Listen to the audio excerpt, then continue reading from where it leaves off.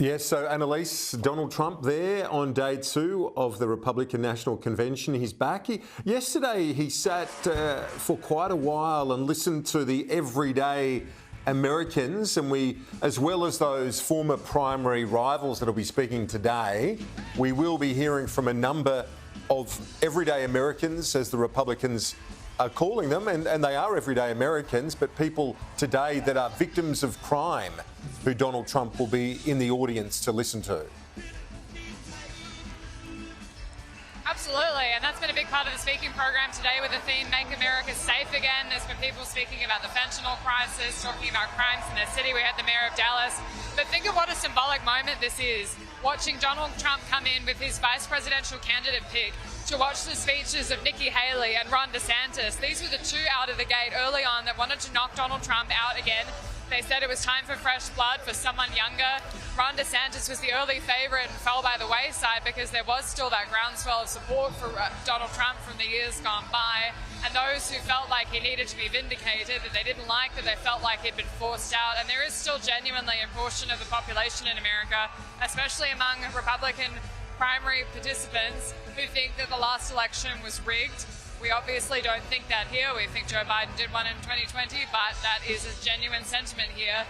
And many people didn't want to see someone take that mantle off Donald Trump. So to have him here, to watch the speeches of Ron DeSantis and Nikki Haley, who've come around in support for him, is that moment for him to say, this is a party locked in behind me.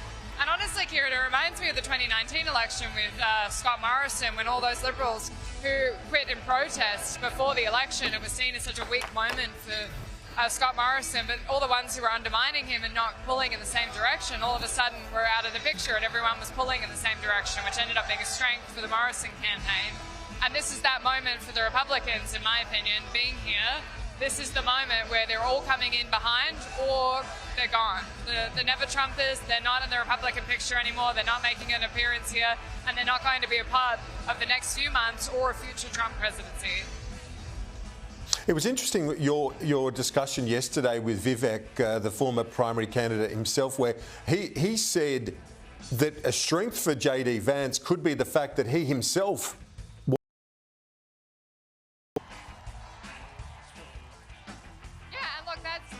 It's true. JD Vance was a never-Trumper. He did multiple interviews, he wrote essays about it, and he changed his mind. And there is some respect for that, in a sense, from Trump supporters, because they feel like he saw the light. And it's a pretty common thing that people who are converted are the most devout. He is really on the same page as Donald Trump about a lot of the key policies that speak to blue-collar workers, even if they're not the same kind of Republicans. They line up on the things that really matter. And Trump is really about trade. There's so much trade to what Donald Trump wants to do, what he's done in the past, what he wants to instigate when he comes in. He wants global tariffs brought back in to increase manufacturing in America and improve the economy here.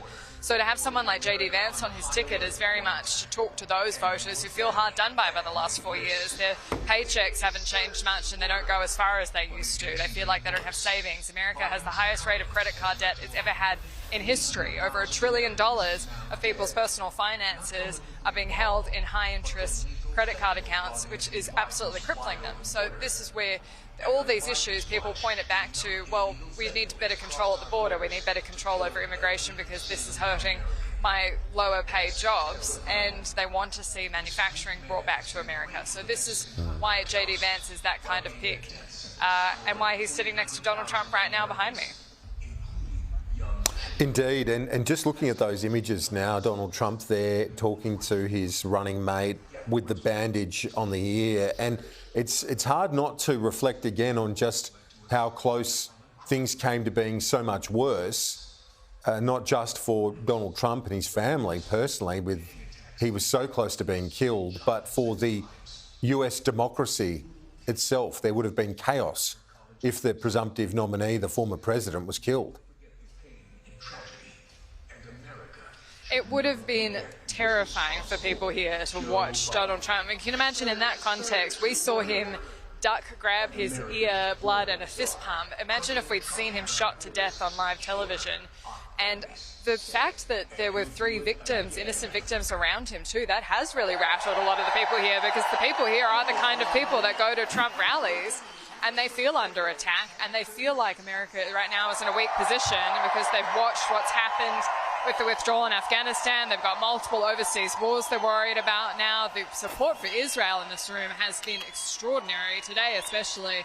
They've been very flattering of it. So we've got Ted Cruz behind me. This is a high cheer point of the day, Kieran. So this is Senator from Texas. I don't know if we